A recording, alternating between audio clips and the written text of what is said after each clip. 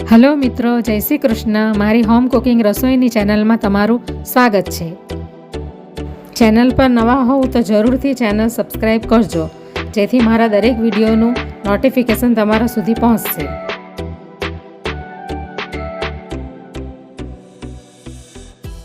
તો આજે આપણે મહારાષ્ટ્રની સ્પેશિયલ અને ફેમસ ડીશ ઠેચાની રેસીપી શેર કરવાની છું. તો એના માટે મેં આ મીડિયમ તીખા મરચાં લઈ લીધા છે, જે લોંગ મરચાં આવે છે એ, અને અડધી વાટકી સિંગદાણા લીધા છે, અને આ 10થી 12 કળી લસણ લઈ લીધી છે, અને આ કોથમીર. તો હવે આપણે બનાવવાનું ચાલુ કરીએ. તો ગેસ ઉપર મેં આ લોખંડની તવી મૂકી દીધી છે. તમારે નોનસ્ટિક પેનમાં, કડાઈમાં, જેમાં શેકવું હોય એમાં શેકી શકો. તો હવે આપણે એની અંદર એક મોટા ચમચા જેટલું ઓલિવ ઓઇલ નાખીશું. હવે આપણે એની અંદર અડધી ચમચી જીરું નાખીશું. જીરું ક્રેક થઈ ગયું છે. હવે આપણે એની અંદર લસણ નાખીશું. હવે આપણે લસણને મીડિયમ ફ્લેમ પર શેકી લઈશું. હવે આપણે આ 2 ટુકડામાં કટ કરેલા મરચાં નાખી દઈશું. એને પણ આપણે શેકી લઈશું.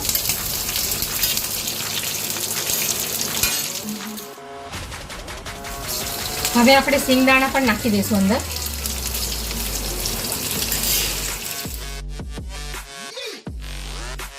તમને અગર તીખું ખાવતું હોય તો તમારે અડધા તીખા અને અડધા મોડા મરચાં લઈ લેવાના.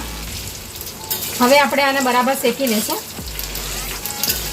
આ મહારાષ્ટ્રની એકદમ ફેમસ ડીશ છે.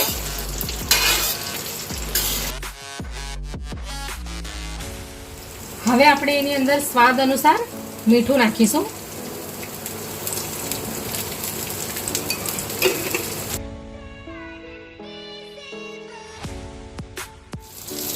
હવે આપણે એની અંદર લીલા ધાણા નાખીશું.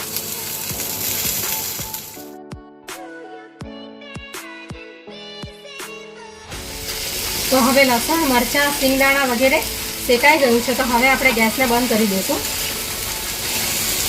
અને એક વાતનું ખાસ ધ્યાન રાખવાનું છે, ઠંડુ પડે પછી જ આપણે એને ખાંડવાનું છે અથવા મિક્સીમાં ગ્રાઇન્ડ કરવાનું છે. ઠંડુ પડી જાય પછી, ગરમ ગરમ નથી કરવાનું. તો લસણ, મરચાં અને સિંગદાણા ઠંડા થઈ ગયા છે. તો હવે આપણે એને મિક્સીમાં નાખી દઈશું.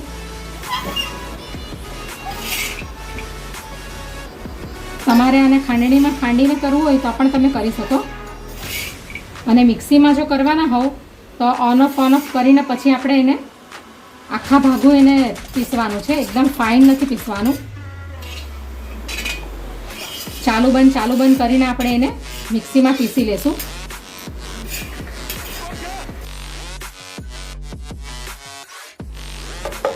હવે આપણે એને આખા ભાગું પીસી લેશું. ઠેચાનું મિશ્રણ બધું પીસાઈ ગયું છે. તો હવે આપણે આ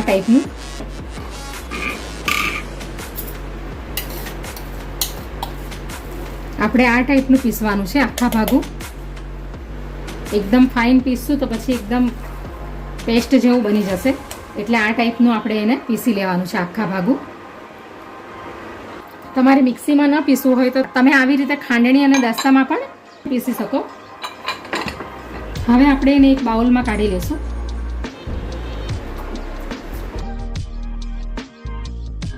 તો તૈયાર છે મહારાષ્ટ્રની ફેમસ ડીશ કોલ્હાપુરી ઠેચા. તો આને તમે રોટલી, પરાઠા, પૂરી, ખીચડી વગેરે એની સાથે તમે એને સર્વ કરી શકો. જ્યારે તમને સબ્જી બનાવવાનો કંટાળો આવતો હોય, દાળ, સબ્જી વગેરે, તો તમે આ ઠેચાની ચટણીને પણ રોટલીની સાથે ખાઈ શકો. તો તમે એને સબ્જીની જરૂરિયાત પણ આનાથી પૂરી પાડી શકો. તો હવે આપણે એને પીરસી લઈશું. તો મેં ઠેચાની સાથે ખાવા માટે જુવારના રોટલા બનાવ્યા છે. એટલે મહારાષ્ટ્રમાં જવારની ભાખરી કહેવામાં આવે છે, અને આપણે અહીંયા ગુજરાતમાં આપણે એને રોટલા કહીએ છીએ. તો આ જુવારના રોટલાની સાથે આપણે ઠેચાને સર્વ કરીશું.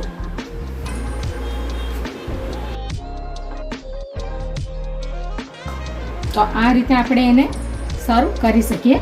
અને આ બહુ હેલ્ધી રેસીપી હોય છે, તો જરૂરથી બનાવજો. આનાથી પેટ પણ લોંગ ટાઈમ સુધી ભરેલું રહે છે. તો આ એક હેલ્ધી અને એક સારી રેસીપી છે.